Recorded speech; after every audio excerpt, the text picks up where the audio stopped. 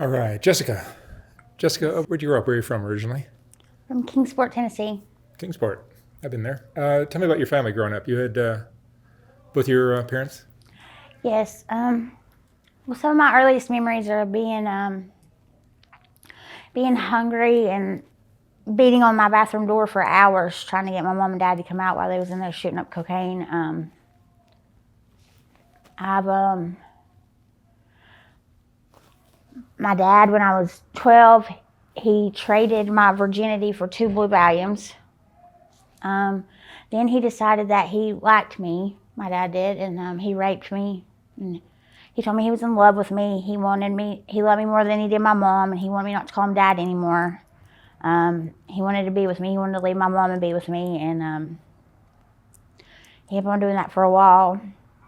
I finally told my mom about it, and she didn't believe me at first, and then she kind of seen some things, and she knew that it was true, but she blamed me for it. She told me that if I hadn't wanted it to happen, it wouldn't have. That it was my fault. You So know? you had a sexual relationship with your dad? Yes. For how long? Like 2 years. How old were you? How old am I now? How old were you Oh, in there? 13. 13. Yeah. And see, so that went on, and when I was 14, I was so I was so alone. I didn't have my mom to help me. I didn't have my dad was like he was, and my mom was like, from that moment when she found out my dad was doing that, she didn't look at me as her daughter anymore. She looked at me as the woman her husband was cheating on her with, And so at 14, my mom and dad started giving me shots of morphine. I got addicted to it. That was my first love. Before any man or woman, there was morphine, and I had a long affair with that. I ended up getting down to like 102 pounds, and I was real sick, and I ended up getting with this guy, and my dad didn't want me to be with him, so I would have to get a whipping. I'd get whipped every beat, whatever, every day to just be able to go be with him. But I loved him, and I'd do it. I did anything to try to be with him, so I took it every day, and then I'd just go be with him. And on my 16th birthday, I found out I was pregnant. I did not. I told my mom and dad, and my dad told me if I didn't have an abortion that I couldn't live there anymore.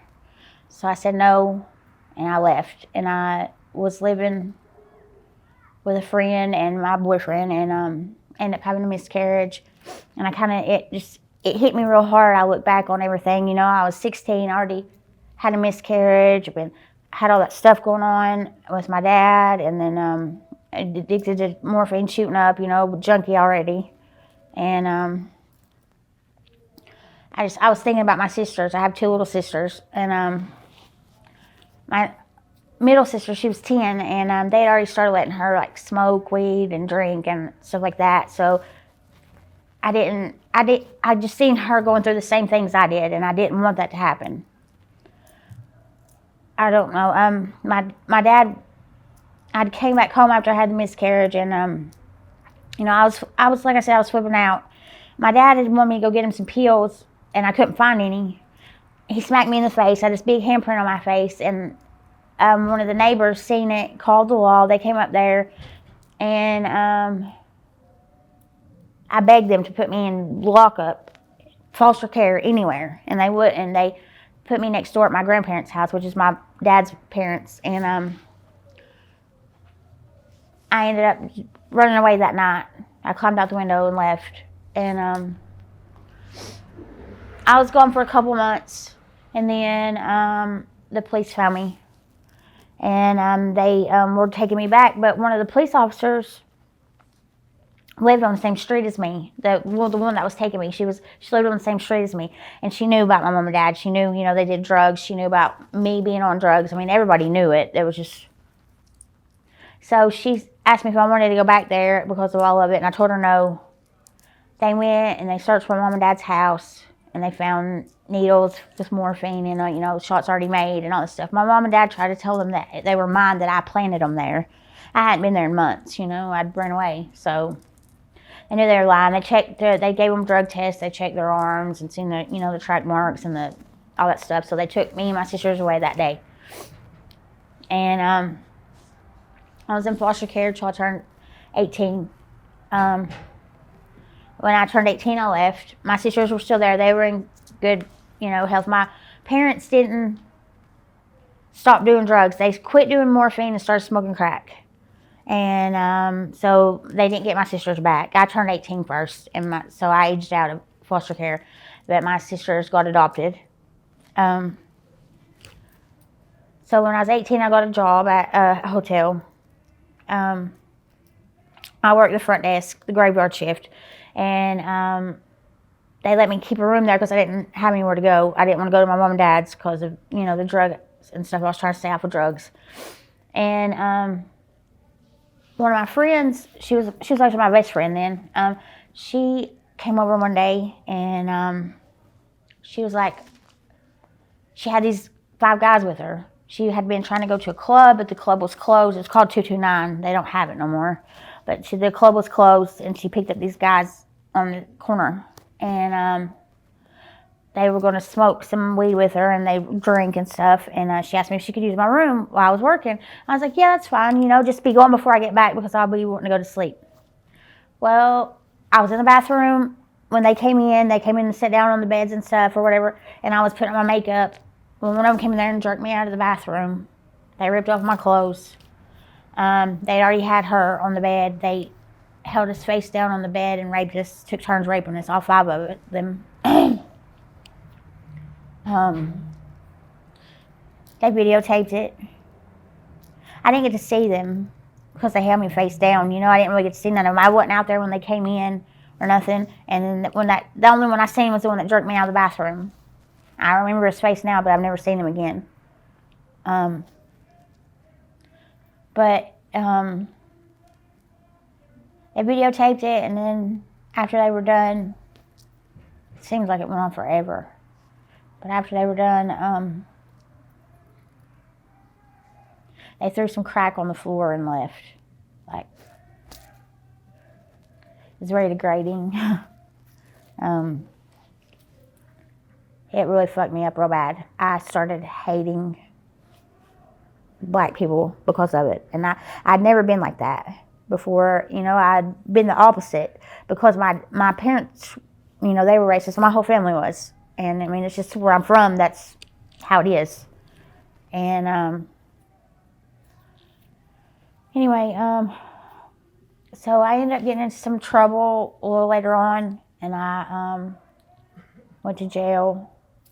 I ended up getting involved in the Aryan gang, one of them. How'd that happen?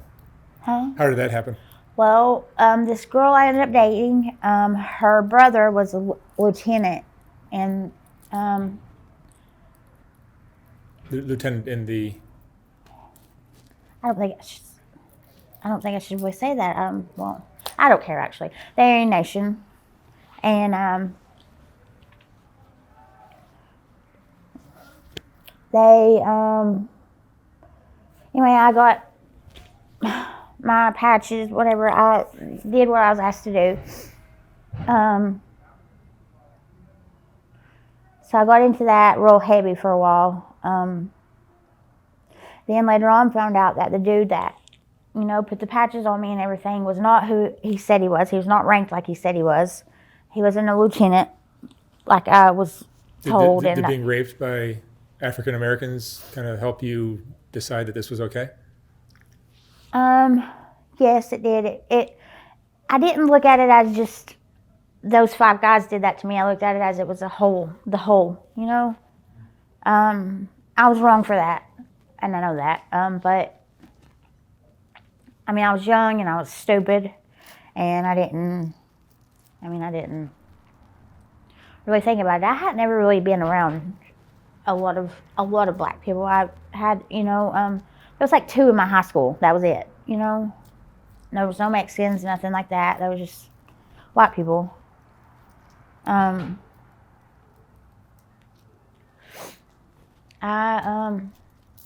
had been on drugs real heavy the whole time.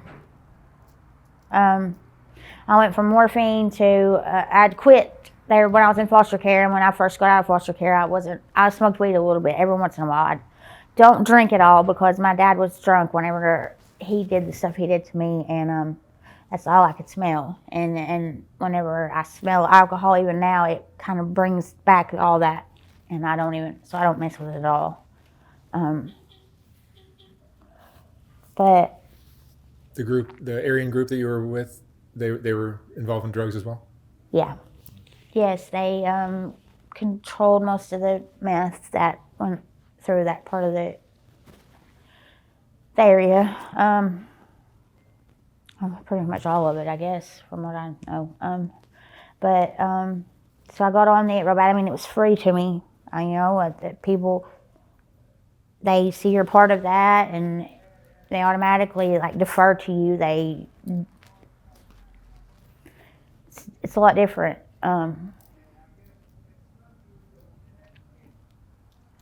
But I found out, like I said, that the dude wasn't really what he said he was. He shouldn't have put the patches on me, so none of it was legit. When you say patches, what do you mean patches? The tattoos I have. Oh, the tattoos. Yeah. Yeah. My number, all that stuff. None of it was real. It was all, he had lied to me the whole time because he was trying to fuck me. So now I have these tattoos, and these people are mad that I have them, and I'm not really done. I mean, I did what he had asked me to do, everything. But it didn't matter because he was not ranked high enough to be able to make that decision. So they ended up upset with me. They constantly tormented me, actually. Had people come and say they were giving me tests. And this wasn't even the Aryan Nation, this was a different Aryan gang. They came and they wanted to give me tests, and I went and did it. I did what they asked me to do just because I wanted to belong to something, I guess. I wanted a family. I never really had one. My parents were always so fucked up and just, they weren't there. They tried to be friends when they were there. They didn't try to be parents. So, I wanted a family. I thought that would be my family, and then they all just kind of turned on me.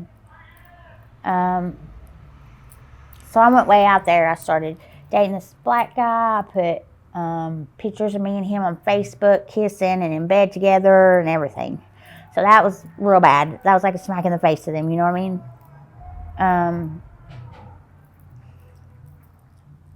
Then I was married. I ended up getting married I'm still married. But for 11 years I was with my husband. I was a housewife then. I didn't really do much of nothing.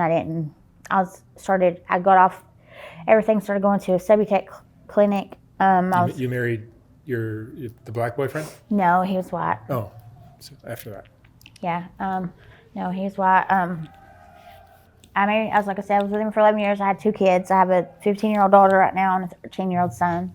I have 2 stepkids that are 20 and 24. I was just a mom and a wife, and I did the whole housewife thing, but I stayed fucked up on Subutex and Klonopins the whole time.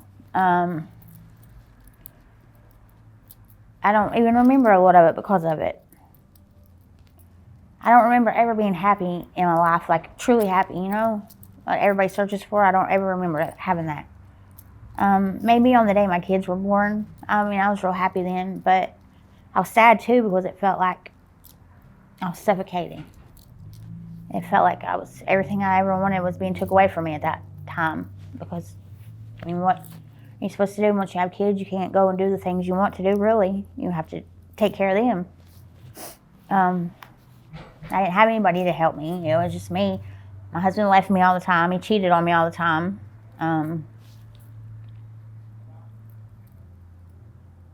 He beat me. He knocked my teeth out.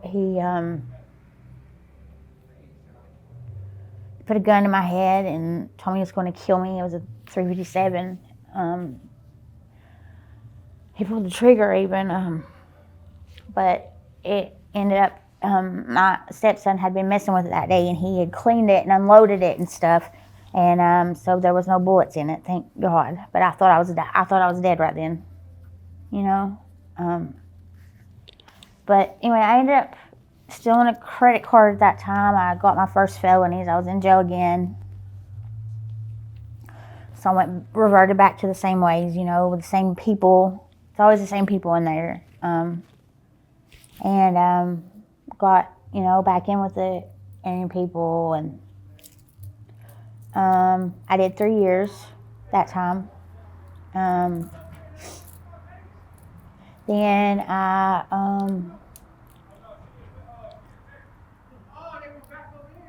got out of jail, went back to my husband, stayed there for a while.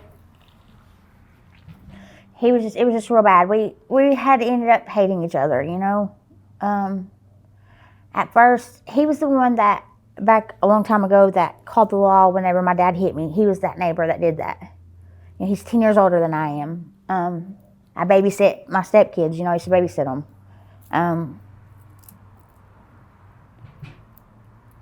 I think I had like a savior complex. I feel like he saved me from my parents at that time, and I feel like I owed him. So I stayed with him even though he did all that stuff, because, I mean, loyalty is something that's very important to me.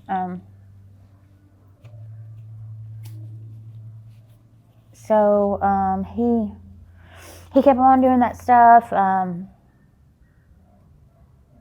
We ended up losing our house because of both of our drug problems. We lost our house that we'd had for 6 or 7 years. I ended up living in a hotel for 2 years. The hotel was just a big drug area. I got on meth then.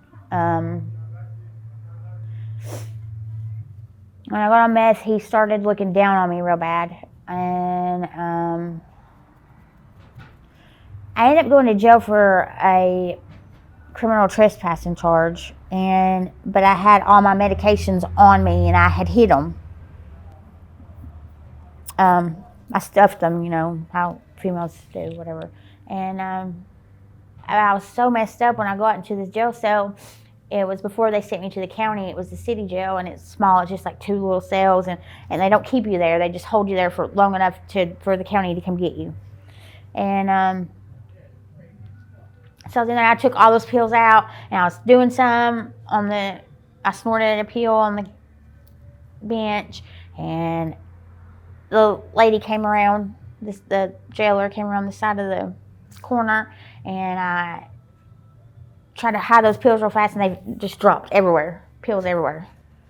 So they seen them, and they charged me with introduction of contraband into a penal facility. I got 4.5 years for that. My husband left me. My kids got took away. He has them. He has them now. He doesn't let me talk to them, but I still do. I mean, I talk to them on Messenger, but I'm not supposed to. I talk to my daughter mostly. My son doesn't get on there. But sometimes he's in a room, and I'll talk to him too.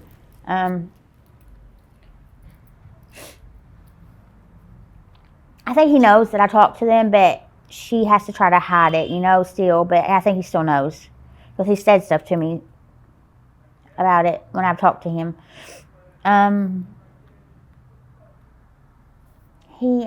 At that hotel, I ended up getting real messed up, and I never cheated on him, even though he cheated on me so many times. I met this dude, and he's a black guy, and I don't know, for some reason, I guess because of the way I was raised, my parents, it's like a forbidden thing, you know, you want what you're not supposed to have. And so I've always been very attracted. But I ended up sleeping with that black guy on the balcony of the hotel.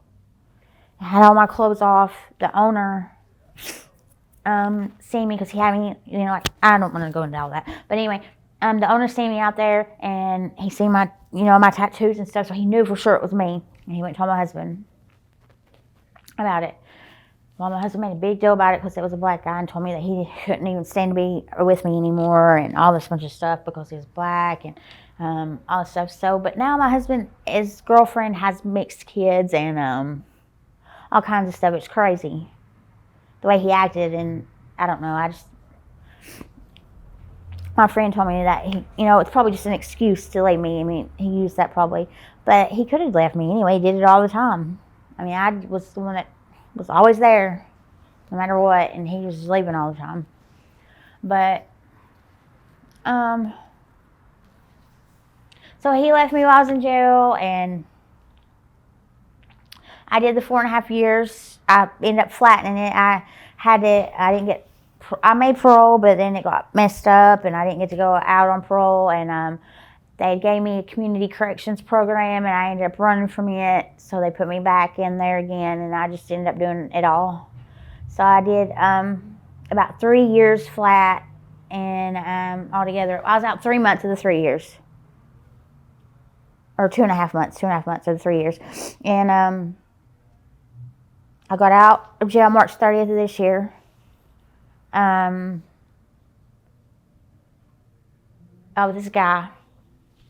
This guy was very controlling, narcissistic. The first day I was with him,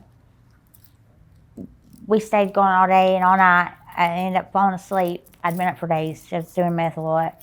I was a booster. I, went to stores and got what people wanted. They gave me a list. I went to stores. I got it. That's how I made money. And, or other than that, I would get people, drugs. I'd get what they wanted for them and then, make something off of it and then take that something and turn it into something else and just, keep on going until I had something. And, that's how I was making money. I was paying for a hotel room every day for me and my mom to stay in. I was buying our cigarettes, our food, our drugs, our everything. I got with that dude and everything just fell apart in one day. I came back to the hotel. We were kicked out of it, banned from it, because my mom was smoking in there and she wasn't supposed to be. So I lost where I was living. Me and my mom doesn't have a good relationship because of what happened with my dad. We still don't, even today. I love her, but I hate her. That's just how it is. I resent her completely for leaving me all alone when I needed her the most. She has done some real fucked up things to me. That dude, the way my mom talks to me is real bad. And that dude got real mad about it, and his name's Corey. He got real mad about it, and he went off on my mom. I mean, he cussed her out. Told her that she couldn't talk to me like that. If she was going to talk to me like that, she didn't need to leave. If she needed to leave, didn't need to come back. And him and her started arguing, and he told her to get the fuck out and not come back. So that was the first day he got rid of my mom. And she was even though me and her have a bad relationship, we're close still at the same time. She knows pretty much everything I do. She did. She don't now. But, so he got rid of her, and then it was like systematically, every person I talked to, something happened because of him to where they didn't talk to me no more. My uncles, my aunts, my cousins, I have no one that will talk to me. Or my grandfather. The last time I talked to my grandfather, he told me that there was no room for me in his house anymore. That I couldn't even come in and visit. I could sit on the porch. Like I was, I don't know. But, so, I was all alone again, and he was the only person I had, and that's how he wanted it to be. He made it be like that. He went and stole stuff from my uncle and left something there that was my uncle had seen me have, so my uncle automatically thought it was me, even though I was nowhere around where he lived, at that time. But my uncle believes it was me. He did that on purpose. I know he did. With everything in me, I know he did. He will deny it, but I know he did. He had me believing, because I'm paranoid. I have schizophrenia and PTSD, depression, anxiety disorder. I have all that stuff. I take all kinds of medicine. But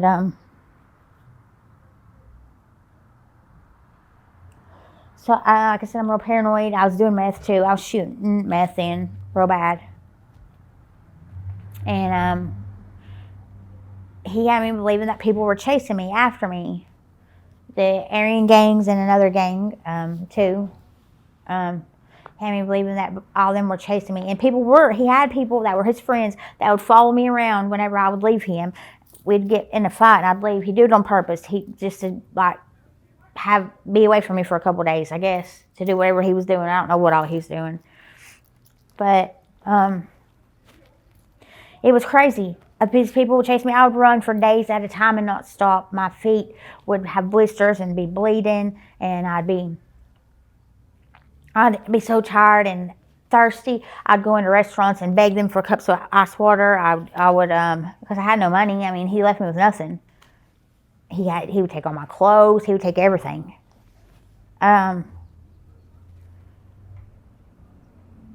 And I mean, there was actually really people there that chased me. Cars that followed me around. I would see him as I was going. He'd be passing me in a car that I'd never seen him in before, but it was him.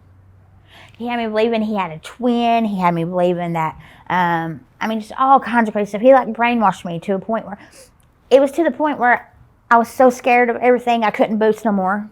So I didn't have a way to make any money. I had no idea to get a job. I had, nothing like that. All my stuff had been stolen from me. Everything I owned. I lived in fear. I would not hardly go out. I wouldn't go to no one's house. I wouldn't talk to no one. I couldn't look nobody in the eye. I looked down all the time. I felt like I was worthless. He took my pride and my confidence from me. And I let him, and I hate myself for that because I let him do it.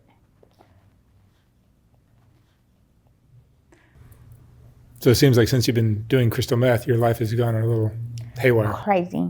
I've lost everything because of it. Everything. My husband, my kids, Your paranoia gets out of control. Yes. So that's why I've had to quit doing it. I can't. I can do it. I can smoke it and it doesn't do that to me. But any other way I do it. What are you using today? Nothing. Just have to take my medicine. That's it. So you left. Yes, I left Tennessee. You left Tennessee to come to L.A.? Yes, I left straight from Tennessee. How long ago? Someone was supposed to be. How old am I? 34. No. How long ago? Oh, about 2 weeks ago is when I left. I got stuck in Mississippi for a week. So what are you hoping for by coming to L.A. and Skid Row? Some new start, something different. I just want to live. I've spent so much time existing. I want to live. That's my thing. I went life without being happy. I've had what I wanted. I had the family, had the kids. Was so unhappy. And I thought that's what I wanted so much. And I lost it. I was real sad. I was real upset. But at the same time, it was like a big weight was lifted off my shoulders. And I know it sounds horrible to say because I love my kids more than anything. I'd do anything for them. Besides, obviously, quit drugs. I haven't been able to do that yet, but I'm about there. I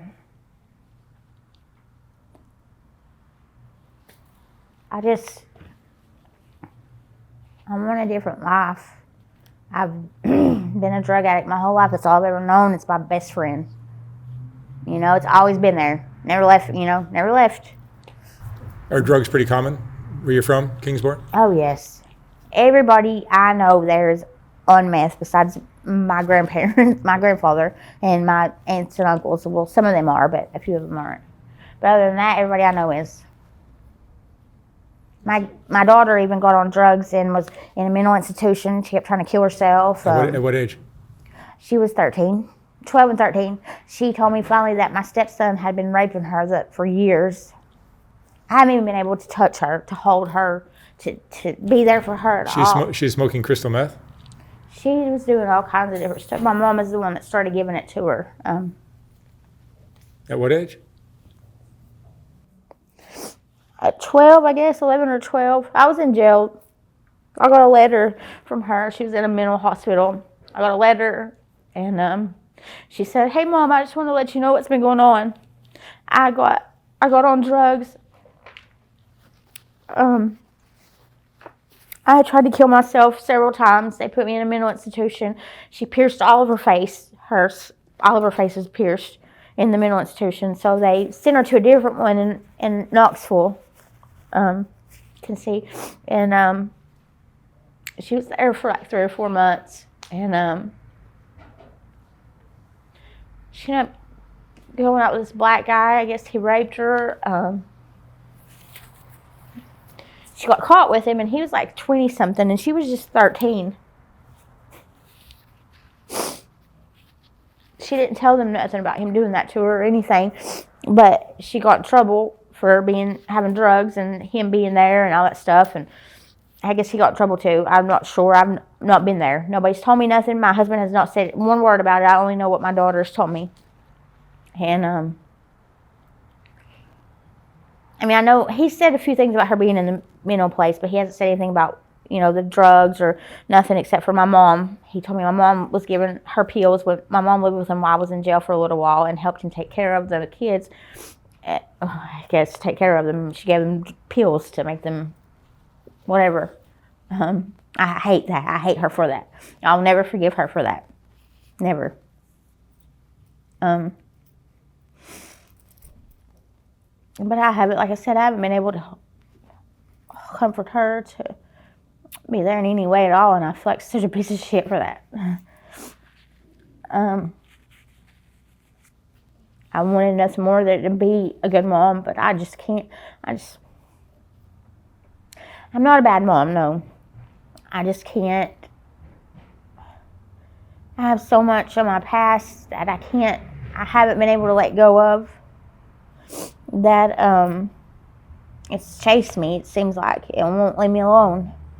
And because of that, I want to stay numb. And that's why the drugs. And then because of the drugs, I can't be there for them like I want to be. My daughter told me she will not have nothing to do with me until I quit doing drugs. She said I could take my medicine, smoke weed. She smokes weed still. She quit doing everything but smoking weed.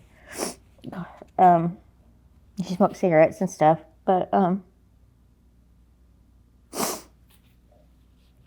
in Tennessee, it's not legal. It's not legal to smoke weed or nothing, so it's a big deal for her.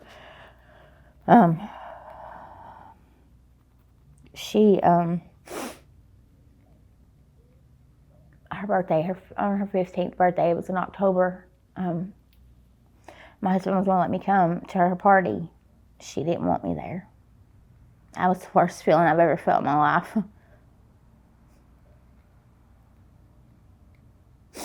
She said until I stopped doing drugs that she didn't want me around. And I'm honest with her about everything. I tell her what I'm doing.